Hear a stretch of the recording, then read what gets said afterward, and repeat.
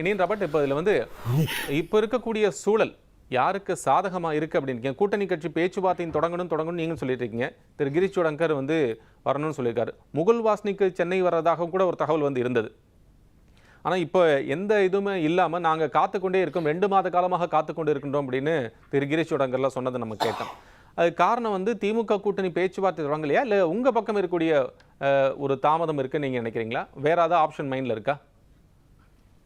இல்ல சார், அதாவது அதிமுக வந்து கூட்டணி பேச்சுவார்த்தை பேச போறோம் அல்லது பேசிட்டு இருக்கிறோம் அப்படின்னு சொல்றதுக்கும், திமுக கூட்டணி குறித்து பேசுறோம் அப்படின்னு சொல்றதுக்கும் பெரிய வித்தியாசம் இருக்கு. அதிமுக வந்து கூட்டணி இப்பதான் உருவாகிட்டு இருக்கு. அது ஏற்கனவே பிரிஞ்சு போனவங்க புதுசா யாராவது உள்ள சேர்க்க முடியுமா அப்படிங்கிற வேலையை பண்ணிட்டு இருக்காங்க. ஆனா எங்க பக்கம் கூட்டணி ஆல்ரெடி ஸ்ட்ராங்கா தான் இருக்குது. நாங்க சீட் ஷேரிங் பத்தி தான் பேசணும். அடுத்தது சீட் ஷேரிங் பத்தி பேசணும். அப்புறம் வந்து எத்தனை தொகுதிகள்ல யார் வேட்பாளர்கள், அந்த மாதிரி விஷயங்களை அடுத்த கட்டத்துக்கு நாங்க போயிட்டோம். நாங்க இப்போ இந்தியா கூட்டணின்னு வரும்போது திமுக கீழே காங்கிரஸ் இருக்குது, விடுதலை சிறுத்தைகள் இருக்கிறது, மதிமுக இருக்கிறது, இடதுசாரிகள் இருக்காங்க, இன்னும் சில கட்சிகள் இருக்கிறாங்க. இவங்க எல்லாருமே வந்து இந்த கூட்டணியில தான் பயணிக்கிறாங்க. ஆனா அதிமுக அந்த நிலைப்பாட்டில் இல்ல. அதிமுக இப்பதான் தேடுறாங்க. இப்பதான் தேடி ஒரு வழியா செட்டில் ஆயிருக்கிறாங்க. ஒரு 2 ஜாதி கட்சி, 2 வந்து லெட்டர்பாடு கட்சி எல்லாம் சேர்த்துக்கிட்டு போட்டு ஒரு கூட்டணியை ஃபார்ம் பண்ணதான் அவங்க சொல்றாங்க. ஆனா இங்க அப்படி இல்ல. இங்க ஒவ்வொரு கட்சிக்கும் இட் கிரியேட்ஸ் வேல்யூ, ஒரு மதிப்பு கூட்டுகிறது இந்த கட்சிகள் எல்லாமே இங்க. அதனால நாங்க எங்களுக்குள்ள இப்ப என்ன விதமான அந்த சலசலப்பு நீங்க சொல்றீங்கல்ல, அது என்ன சலசலப்புனா, சீட் ஷேரிங் எப்போ பேசுறது, அடுத்ததுக்கு நாங்க போயாச்சு. அதிமுக இன்னும் சீட் ஷேரிங் பண்ணலையே. சீட் ஷேரிங் பத்தி இன்னும் பேச்சுவார்த்தையே ஆரம்பிக்கல. இன்னும் டிடிவி தினகரனுடைய அமமுகவுக்கும் அதிமுகவுக்கும் நல்ல உறவு இருக்குதான்னு தெரியல. இல்ல, உங்களுக்கு யார் நிக்க போறது இல்ல. உங்களுக்கு ஒரு நினைவுபடுத்தணும் விரும்புன்னு நினைக்கிறேன். இதுல வந்து திரு எடப்பாடி பழனிசாமி அவர்கள் அன்புமணி ராமதாஸ் அன்புமணி அவர்கள்ட்ட பேசணும். அவர் வந்து தன்னுடைய கூட்டணி சேகரன் தன்னுடைய ஒப்புதலை கொடுத்தப்போ 2 பேரும் சேர்ந்து பிரஸ் மீட் பண்ணாங்க. அப்போ திரு எடப்பாடி பழனிசாமி அவர்கள் சொன்ன விஷயம் என்னன்னா, 2 பேருக்கும் சீட்டெல்லாம் சேர்ந்து நாங்கள் முடிவு பண்ணிட்டோம் அப்படின்னு சொன்னார். கையெழுத்தாகி கொடுக்க வேண்டியது மட்டும்தான், அதாவது அனௌன்ஸ்மெண்ட் பண்ண வேண்டியது மட்டும்தான் இன்னும் மிச்சம் இருக்குன்னு சொன்னார். உங்கள் நினைவுக்காக அதை நான் சொல்ல விரும்புகிறேன். காங்கிரஸ் வந்து முழுமையாக அந்த கட்சியில் இருக்கக்கூடியதாக நீங்கள் சொன்னால் கூட, முன்னையும் பின்னையும் ஆட்சி அதிகாரத்தில் பங்கு, இது போல சிக்கல் இருக்குது, வேணும் நம்பர்ஸ் வேணும் அப்படிங்கிறத சொல்றீங்க. ஆனால் இந்த ஒரு நெருடலோ ஒரு உரசலோ இருப்பதாக வெளியே தொடர்ச்சியை பார்த்துட்டே இருக்க முடியாது திரு இனியன். இல்ல சார், அந்த நெருடல் இருக்கு அப்படின்றத நான் மறுக்கவே இல்லை. ஒரு சலசலப்பு இருக்கதான் செய்யுது. ஒரு சில பேர் வந்து தாவேக்கா கூட போலான்ற மாதிரியான குரல்கள் கேட்குது. நீங்க குறிப்பிட்டு மென்ஷன் பண்ண திரு பிரவீன் சக்கரவர்த்தி தொடர்ச்சியா பேசிக்கிட்டே இருக்காரு. ஆனா என்ன பிரச்சனைனா, இந்த தாவேக்கா கூட போகணும்னு சொல்ற யாருக்குமே தமிழ்நாடு காங்கிரஸ் கமிட்டிக்கு அவங்களுக்கு எந்த சம்மந்தமும் கிடையாது. தமிழ்நாடு காங்கிரஸ் கமிட்டி தான் நம்ம யார் கூட கூட்டணிக்கு போகணுன்ற முடிவெடுக்கணும்.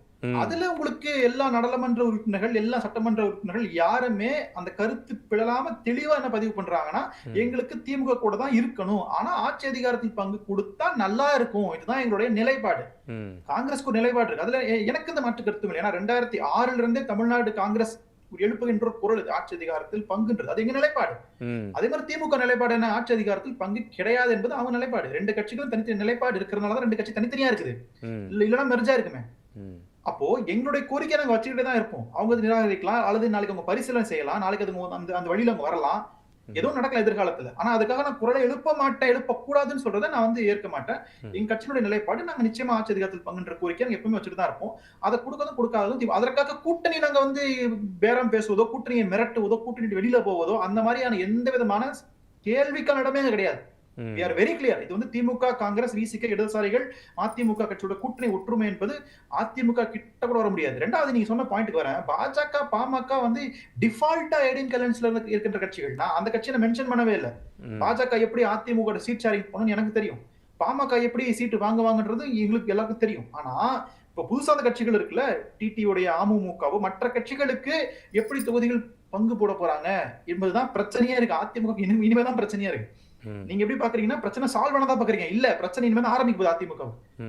இல்ல, இப்ப இதுல பிரச்சனை இப்பதான் சால்வ் ஆகிட்டு இருக்கு. இல்ல இனியன், இதுல வந்து தேமுதிகவை அடாப்ட் பண்றதாகட்டும், அல்லது வந்து ஆட்சி அதிகாரத்திலையும் பங்கு வேணும் இருந்தா நல்லா இருக்கும் அப்படின்னு நீங்க சொல்றீங்க. ஆனா டிமாண்டா வைக்கிறத ஒரு சூழல் இருப்பதா பார்க்கட்டும்.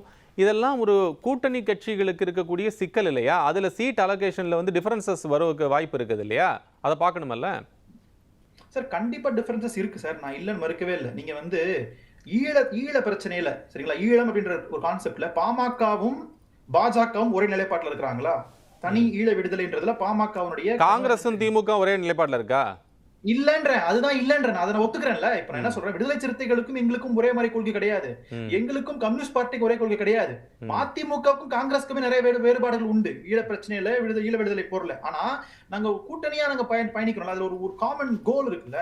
அது என்ன காமன் கோல்னா, பாஜக எதிர்ப்புன்ற காமன் கோல் தான் நாங்க மதசார்பற்ற சக்திகள் ஒண்ணு சேர்றாங்க. ஏன்னா அந்த பக்கம் மதவாத அப்படின்னா ஜாதிய சக்திகள் அப்படி இருந்தா இப்போ திரு வைகோ அவர்கள் சொல்வது போலயோ, திரு விடுதலை சிறுத்தை கட்சியினுடைய தலைவர் திருமாவளவன் அவர்கள் சொல்வது போலயோ, எங்களுக்கு நாங்க நம்பர்ஸ் டிமாண்ட் பண்ண மாட்டோம் அப்படின்னு காங்கிரஸ் கட்சி உறுதியா சொல்ல முடியுமா?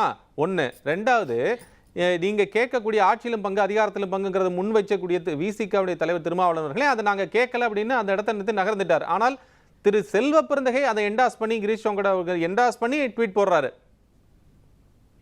இல்ல சார், அது நீங்க விசிக ஏன் அப்படி சொன்னாங்கன்னு கேட்டீங்கன்னா அதுக்கு என்ன பதில் சொல்ல முடியும்? அதான் கட்சியினுடைய நிலை. இல்ல அவங்க ஏன் சொன்னாங்கன்னு உங்ககிட்ட கேட்கல. அந்த மறுபடியும் கேள்வி தெளிவுபடுத்துறேன் தெரியுங்க. நான் அவங்க ஏன் சொன்னாங்கன்னு கேட்கல.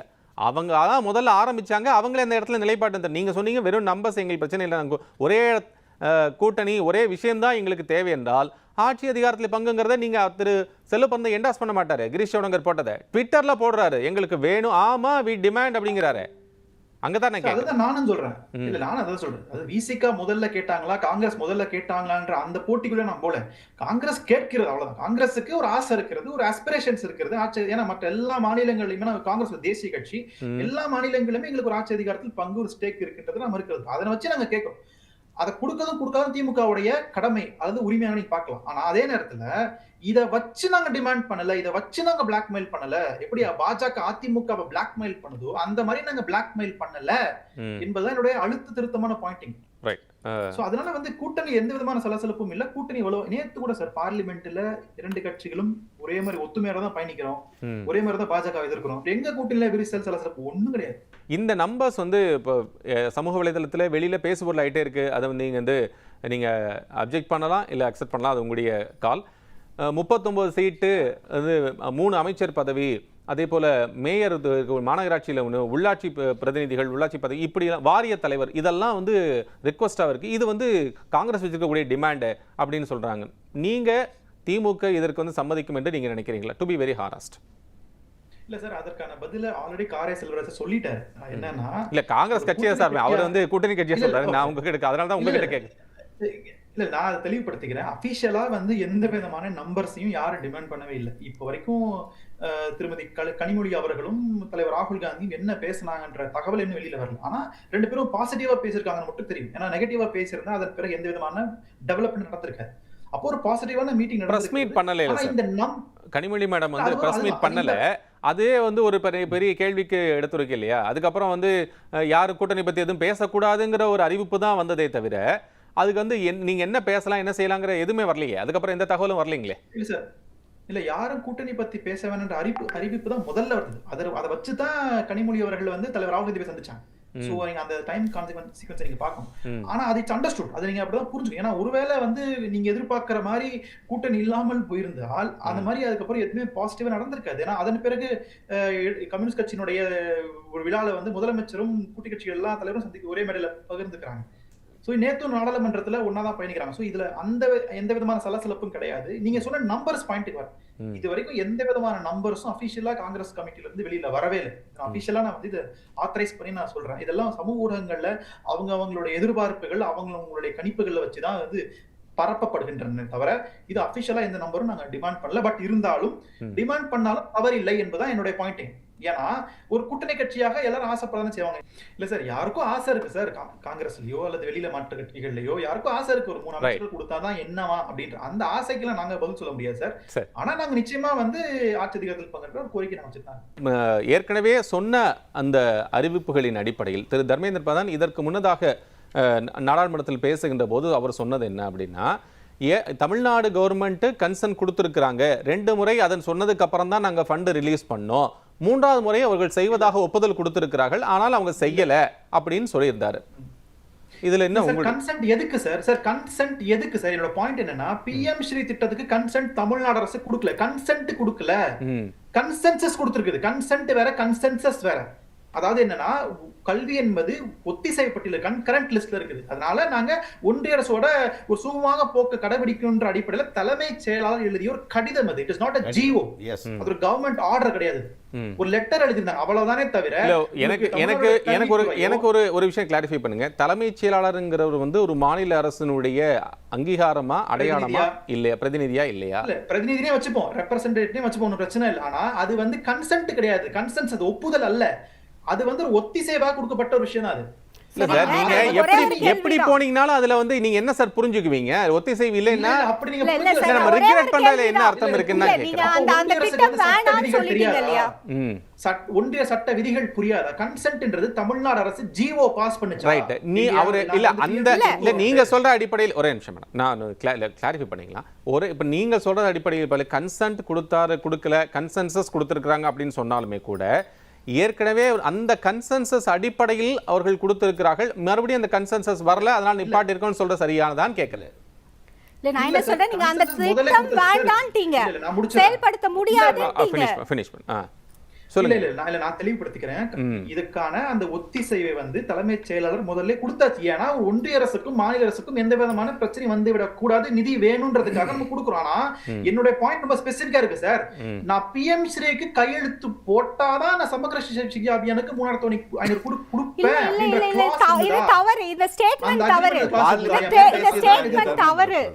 ரைட் ஓகே இனியன் இல்ல, சொல்றேன். அது பார்லிமெண்ட்ல பிரதான் பதிவு பண்ணிருக்காரு சார். கூட்டணி கட்சிகள் இருக்கக்கூடிய சிக்கல்களை தாண்டி ஆஸ்பர் இப்ப இருக்கக்கூடிய பிரச்சனை இல்லாமல் சுமூகமாக போகும்னு நினைக்கிறீங்களா? ஃபைனல் வேர்ட்ஸ் உங்ககிட்ட இருந்து. இல்ல சார், முதல்ல கூட்டணிக்குள்ள எந்த சிக்கலுமே இல்ல. Okay. சீட் ஷேரிங் அடுத்து பண்ண போறோம். அதுதான் அடுத்த கட்ட நகர்வாக இருக்கணும். அது நிச்சயமா நடக்கணும். Right. அதுல வந்து முன்ன பின்ன இருக்கானா, முன்ன பின்ன இருக்கு, மாற்று கருத்து இல்ல. ஆனா நாங்க பாசிட்டிவான இடத்துல தான் இருக்கிறோம். அதிமுக இல்ல, நான் கேட்க விரும்பினது என்ன, நீங்கள் எதிர்பார்த்த இருக்கும் திரு செல்வராஜ் கூட சொல்லியிருந்தாங்க, இப்போ மக்கள் நீதி மையம் உள்ள இருக்கிறது, அவங்களுக்கு ஆல்ரெடி சீட் கொடுக்க வேண்டிய சூழல் இருக்கிறது. ஒரு 170 சீட்ஸ் வந்து திமுக வைப்பதாக இருந்தால், ஏன்னா நம்ம முன்னாடி பேசினது போல திமுகவோ அதிமுகவோ தனிப்பெரும்பான்மையுடன் ஆட்சி அமைக்கும் என்பதுதான் இப்போ இருக்கக்கூடிய சூழலாக இருந்தால், இருக்கக்கூடிய 64ல் காங்கிரஸ் எவ்வளோ டிமாண்ட் பண்ணுது, மற்ற கூட்டணி கட்சிகள் எவ்வளோ டிமாண்ட் பண்ணுதுங்கிற பார்க்கும், நீங்கள் எக்ஸ்பெக்ட் பண்ணது கிடைக்குமாங்கிறதான் நான் வைக்கக்கூடிய கேள்வி. இல்ல, எக்ஸ்பெக்ட் பண்ணது கிடைக்குமான்றத ஐவர் குழு முடிவு பண்ணணும், திமுகவுடைய தலைமை முடிவு பண்ணணும், காங்கிரஸ் தலைமை முடிவு பண்ணணும். அந்த பேச்சுவார்த்தையின் மூலமாக டெமோக்ராட்டிக்கா முடிவு பண்ணுவாங்க. டிசம்பரே நீங்க குழு போட்டீங்க, அவங்க இன்னும் குழு போடல. அதுல கூட ஒரு வருத்தம் இருந்தது கிரீஷ் உடங்கருக்கு. 2 மாசம் நாங்க we are waiting for the call சொன்னாரு. இல்ல சார், அவங்க இப்ப குழு போடுறதா சொல்லியிருக்காங்க. அது வருகின்ற வாரத்துல எல்லாமே செட்டில் ஆயிடும். நீங்க கேட்கின்ற எல்லா கேள்விக்கும் முதல் வருகின்ற வாரம் வந்துடும்.